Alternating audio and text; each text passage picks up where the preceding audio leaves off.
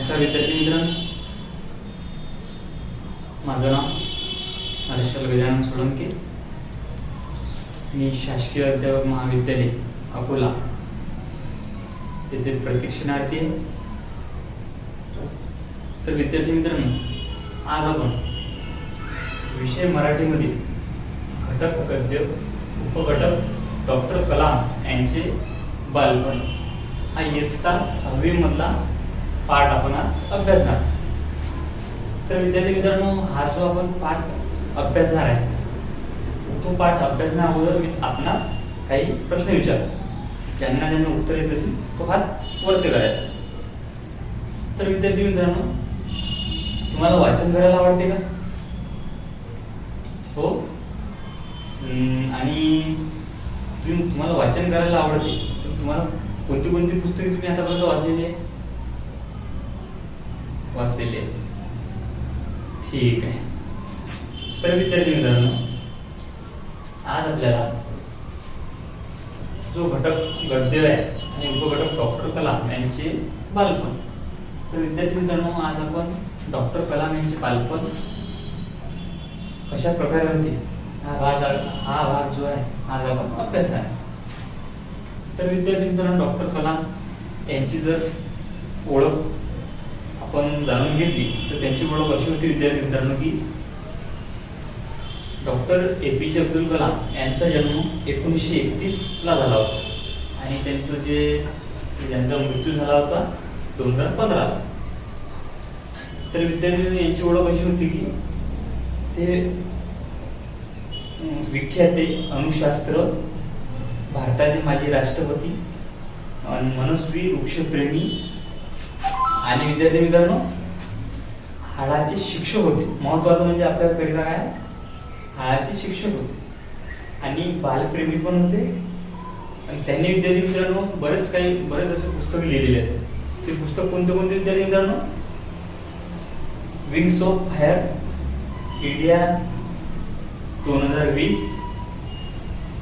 ये vision for the new millennium आणि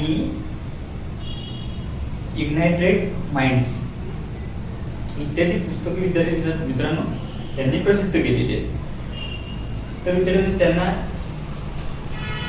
ते माजी राष्ट्रपती म्हणजे राष्ट्रपती तो होतेच विद्यार्थी मित्रांनो, पण त्यांना बरेच पुरस्कार पण मिळालेले आहेत. तर ते पुरस्कार कोणते मिळाले ते आपण थोडक्यात बघू. त्यांना विद्यार्थी मित्रांनो पुरस्कार पद्मभूषण, पद्मविभूषण आणि भारतरत्न या पुरस्कारांनी विद्यार्थी मित्रांनो डॉक्टर कलाम हे सन्मानित आहेत. यांच्या विद्यार्थी मित्रांनो जे विंग्स ऑफ फायर जे पुस्तक आहे, जे पुस्तक जे आहे हे जे आहे यांचं आत्मचरित्र आहे ते माधुरी शानबाज यांनी अग्निपंख या नावाने अनुवादित केलेलं आहे. काय विद्यार्थी मित्रांनो अनुवादित केलं म्हणजे या विंग्स ऑफ फायर मधून अनुवादित करून त्या पुस्तकातला प्रसंग घेतलेला आहे. तर विद्यार्थी मित्रांनो आता आपण डॉक्टर कलाम यांची ओळख पाहिलेली आहे. तर आता आपण आपल्या पाठाला सुरुवात करणार आहे. तर विद्यार्थी मित्रांनो, आपला पाठ असा आहे की मी सुरुवात करतो, आपण सर्वांनी लक्षपूर्वक ऐका. माझ्या बालपणीच्या जगात पुस्तक म्हणजे माझ्यासाठी एक दुर्मिळ वस्तू होती. काय म्हणतात डॉक्टर कलाम? माझ्या बालपणीच्या जगात पुस्तक म्हणजे माझ्यासाठी एक दुर्मिळ वस्तू. म्हणजे विद्यार्थी मित्रांनो, डॉक्टर कलाम यांच्या वेळेस पुस्तक म्हणजे एक प्रकारे असं दिसेनासं होतं. म्हणजे कसं की त्यांच्या वेळेस पुस्तकाला कोणी जास्त महत्त्व नव्हतं देत होतं, म्हणजे शिक्षणाला पण महत्त्व नव्हतं विद्यार्थी मित्रांनो. आणि त्यांचं जे गाव होतं विद्यार्थी मित्रांनो, त्यांच्या गावात STR माणिकचंद नावाचे क्रांतिकारक राष्ट्रभक्त राहत होते. कोण राहत होते? STR माणिकचंद नावाचे राष्ट्रभक्त राहत होते. त्यांच्याकडे पुस्तक संग्रह, त्यांच्याकडे म्हणजे पुस्तकाचा संग्रह होता. काय होतं? पुस्तकाचा संग्रह होता. त्यांनी विद्यार्थी मित्रांनो त्यांना म्हणजे डॉक्टर कलाम यांना पुस्तक वाचण्यासाठी सदैव उत्तेजन दिले. म्हणजे एक प्रकारे त्यांना उत्साहित केले पुस्तक वाचण्यासाठी. कोण केले? STR माणिक यांनी केले. पुस्तक वाचण्यासाठी त्यांनी उत्तेजन केले. डॉक्टर कलाम हे मिळेल ते पुस्तक वाचत गेले. पुस्तक मागण्यासाठी डॉक्टर कलाम हे त्यांच्या घरी जात, पुस्तक घेत आणि वाचत. आणि त्यांच्या ज्या लहानपणीच्या त्यांचा विद्यार्थी मित्रांनो एक लहानपणीचा मित्र होता. कोणता मित्र? त्या मित्राचं नाव काय होतं? शमशाद-उद्दीन. काय होतं? शमशाद-उद्दीन या नावाचा त्यांचा मित्र होता. म्हणजे मित्र हा भावासारखा होता, म्हणजे एक दूरचा त्यांचा भाऊ होता. आणि त्यांचा प्रभाव बराच डॉक्टर कलाम यांच्यावरती होता. रामेश्वरमध्ये, आता रामेश्वर विद्यार्थी मित्रांनो हे कर्नाटकमध्ये एक गाव, त्यांचं जे गाव होतं मुळगाव, तिथे गाव रामेश्वरमध्ये येणाऱ्या वर्तमानपत्राचा तो एकुलता एक मित्र होता. ते रामेश्वरमध्ये ज्या गावामध्ये पुस्तक येत होते त्यांचा मित्र जो होता तो डॉक्टर कलाम यांचा तो भाऊ होता. कोणाचा? शमशाद-उद्दीन होता. तर त्यांच्या जो एकुलता एक मित्र रोज सकाळच्या रेल्वे गाडीने पंबन गावून काय रोज सकाळच्या पंबन गावावरून वृत्तपत्राची गट्टी आहेत. गावातल्या हजारो सुशिक्षितांच्या वाचनाची गरज भागवणाऱ्या शमशाद-उद्दीन यांचा व्यवसाय म्हणजे एक खंबीर तंबू होता. म्हणजे विद्यार्थी मित्रांनो तो कसा की बरेच असे जे वाचक होते त्यांची गरज हा शमशाद-उद्दीन भागवत होता. म्हणजे वृत्तपत्रामुळे त्यांची वाचनाची गरज तो भागवत होता. त्याचा म्हणजे एक प्रकारे तो एक जो मंडप असतो त्याचा एक तंबू होता वाचनाचा. कोण होता? हा शमशाद-उद्दीन होता. तर त्या वृत्तपत्रामध्ये कोणाला वाचण्याचा छंद असा होता की कुणाला भविष्य जाणून घेण्यास रस होता, तर कुणी चेन्नईच्या मद्रास चेन्नई आहे आता, ते मद्रास होतो त्यावेळेस. चेन्नईच्या जे मद्रास होतो त्या मद्रासमधल्या सोन्या चांदीच्या भावाचा, बाजारपेठेतील भावाचा उतार चढाव पाहायचा होता. थोडे जण जिज्ञासू वृत्तीने भेटलं आणि महात्मा गांधी आणि बॅरिस्टर जिन्नाबद्दल गांभीर्याने चर्चा करतात.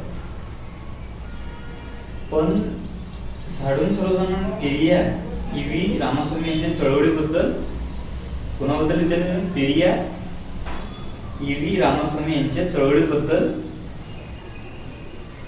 जाणून घेण्यात रस असे. कोणाबद्दल? रामास्वामी यांच्याबद्दल.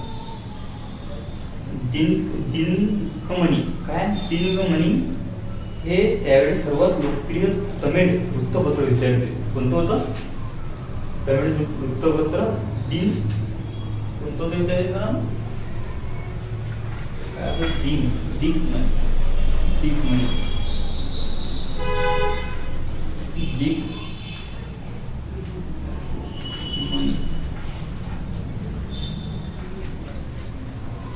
दिग्मणी कोणतं होतं विद्यार्थ्यांना वृत्तपत्र?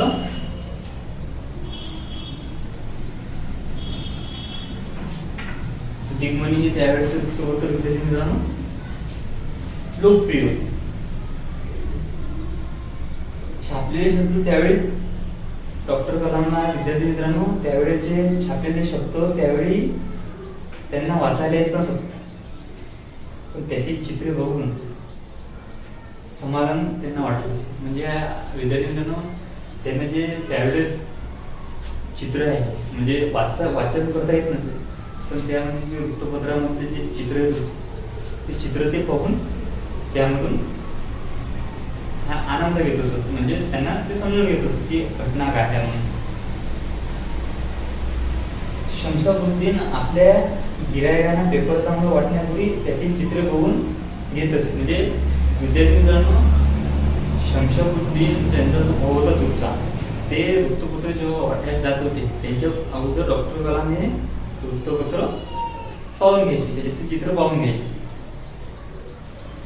आणि मी ते विद्यार्थी डॉक्टर कलाम जेव्हा 8 वर्षाचे असताना सन 1939 मध्ये दुसरे महायुद्ध पेटले होते. काय विद्यार्थी मित्रांनो, जेव्हा 8 वर्षाचे डॉक्टर कलाम 1939 मध्ये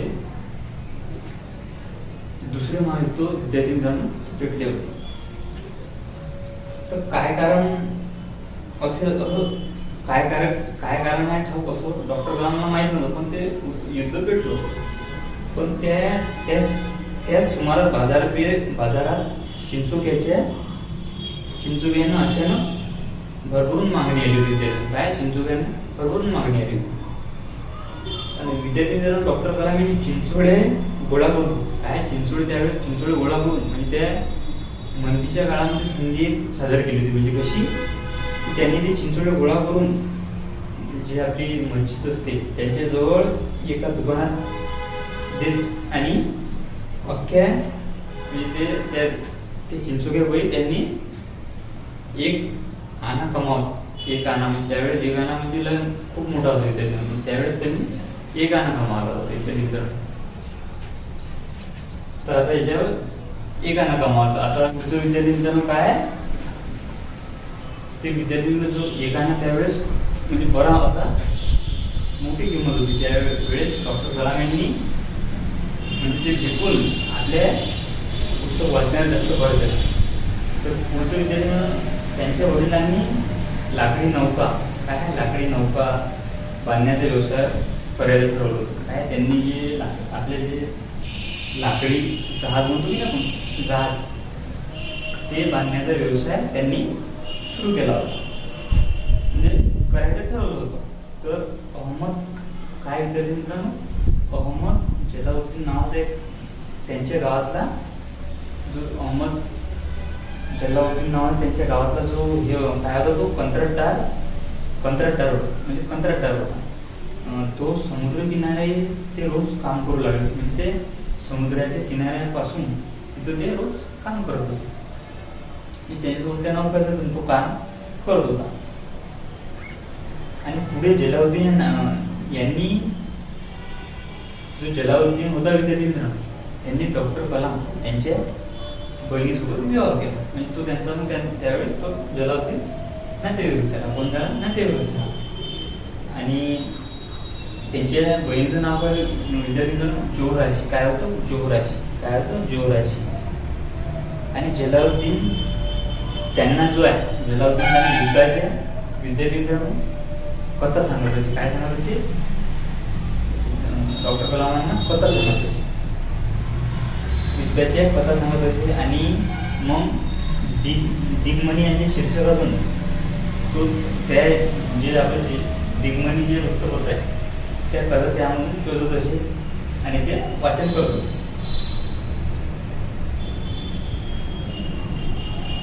आणि विद्यार्थ्यांना त्यावेळेस जे दृश्य होतं म्हणजे युद्धाची जी परिस्थिती 1939 मध्ये जे युद्ध होतं, जे महायुद्ध पेटलेलं होतं, त्यांचा विद्यार्थी मित्रांनो युद्धाचे दुष्परिणाम त्यांच्या जवळच्या गावांना म्हणजे जाणवत होत. काय होत म्हणजे त्यावेळेस त्यांना जवळचे जे आजूबाजूचे गाव होते तिथं ते युद्धाचे परिणाम तिथं त्यांना जाणवायला भेटले. पण हळूहळू भारतात सक्तीने युद्धात सामील व्हावे लागले आणि देशात आणीबाणी पुकारली. काय म्हणजे त्यावेळेस भारतात युद्धात सामील होण्यासाठी सक्ती झाली आणि देशात आणीबाणी लागली होती. विद्यार्थी रोज सकाळी काय करत, रोज सकाळी पंबवून येणारी रेल्वेगाडी रामेश्वराला थांबेनाशीच आहे. काय झालं विद्यार्थी, त्यामुळे जी रोज वृत्तपत्र घेऊन येणारी जी पंबन गावाला येत होती गाडी रामेश्वर, ती गाडी युद्धामुळे ती गाडी तिथं त्या पंबन इथं थांबत नव्हती. मग त्या गावावर ठळक परिणाम, तो ठळक त्यांच्या म्हणजे एक प्रकारचा परिणाम त्यांच्यामुळे तो वाचना होता. मग चालत्या रेल्वे गाडीतून वर्तमानपत्राचे गठ्ठे रामेश्वर ते धनुष्कडी दरम्यान गट्टे रामेश्वरम ते धनुष्कोडी दरम्यान काय धनुष्य कोटी जाणे खाली फेकले जातात. म्हणजे जो एखादा जो त्या गावाचा भाग आहे तिथून ते ट्रेन जातं पुलावरून, त्या पुलावरून ते गट्टे खाली कुठं विद्यार्थी मित्रांनो खाली गट्टे फेकत होते. फेकत असल्यामुळे काय विद्यार्थी मित्रांनो फेकत असल्यामुळे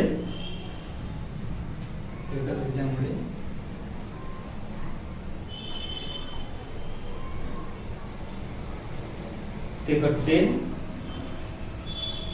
गट्टेची शमशाबुद्दीन जो आहे त्याला गट्टे जमा करण्यासाठी म्हणजे गट्टे जमा करण्यासाठी कोणाची ना कोणाची गरज होती. म्हणजे शमशाबुद्दीन जो दूरचा भाऊ होता त्याला ते गट्टे फेकत असत तर त्याला ते गोळा करण्यासाठी कोणाची तरी गरज होती. तर माझ्यापेक्षा दुसरा व्यक्ती उमेदवार त्याला कुठून मिळणार असं डॉक्टर कलाम म्हणत की माझ्यापेक्षा त्यांना कोण आपले गट्टे गोळा करण्यास मदत करण्यास सांगितली असं डॉक्टर कलाम म्हणत. ते त्यांच्या आयुष्यातील पहिली कष्टाची कमाई शमशाबुद्दीन असा हातभार म्हणजे त्यांची सगळ्यात पहिली कमाई कष्टाची ती होती. म्हणजे कोणती होती विद्यार्थी मित्रांनो की जे गट्टे ते रेल्वेमधून खाली फेकत असत ते गट्टे त्यांना जमा करून ते पहिली त्यांची कमाई होती. त्यांच्या शमशाबुद्दीन म्हणजे शमशाबुद्दीन जो होता त्याला त्यांचा तसा हातभार लागला. आज अर्धशतकानंतर ते उघडून ते क्षणाकडे पाहतो आणि त्यावेळेस स्वतःच्या कष्टाने मिळवलेल्या पहिल्या कमाईचा अभिमान आजही माझ्या मनातून उसळून वाहू लागतो.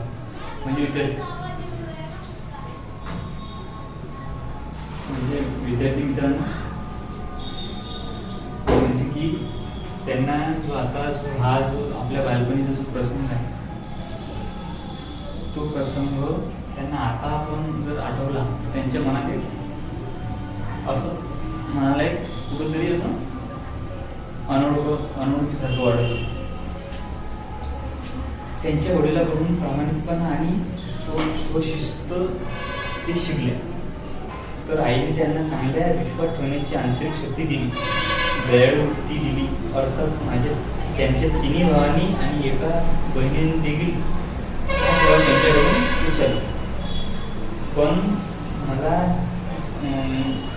त्यांना जो जलालुद्दीन आणि शमशाबुद्दीन यांचा जो निकट सहवास घडला त्याने ते स्वतंत्र वेगळं म्हणत गेले. शाळेत शिकायला मिळालेले शहाणपण ते जलालुद्दीनकडून शिकले तर शमशाबुद्दीनकडून चेहऱ्यावरून दुसऱ्याची मनातली शरीराची डोळ्याची भाषा ओळखायला शिकले. आणि त्यांच्यामध्ये जो विद्यार्थ्यांना सर्जनशीलतेचा शोध उगम पावतो तो फुलत राहिलं. त्यांची जी स्वतः संशयित त्या दोघांचे सहवासात त्यांच्यावर पडलेला प्रभाव देतो.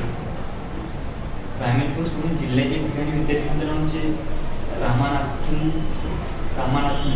शिक्षण घेण्यासाठी जिल्ह्याच्या ठिकाणी गेले आणि त्यांच्या वडिलांकडे परवानगी मागितली. या विचारात पडल्यासारखे ते क्षणभर गप्प झाले.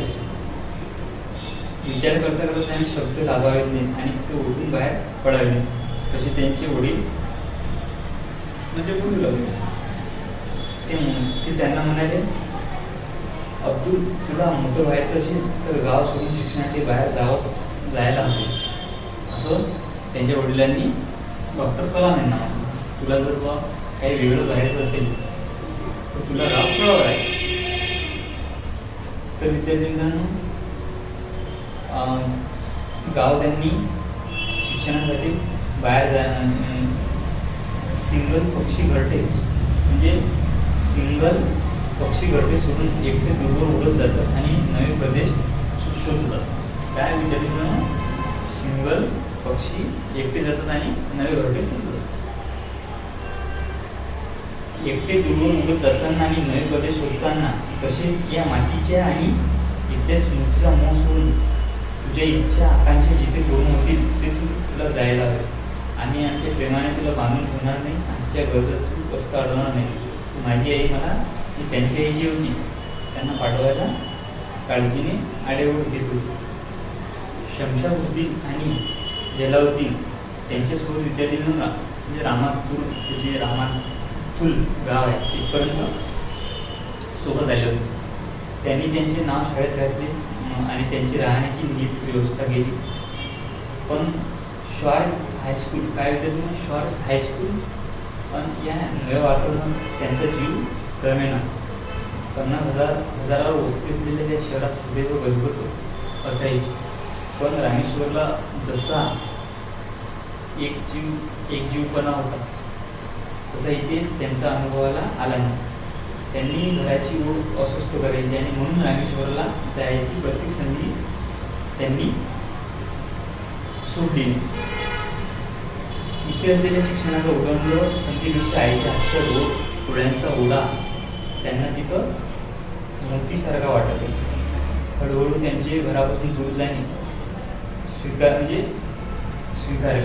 त्यांनी मग त्या घरापासून जाणे दूरपर्यंत विसरून गेले.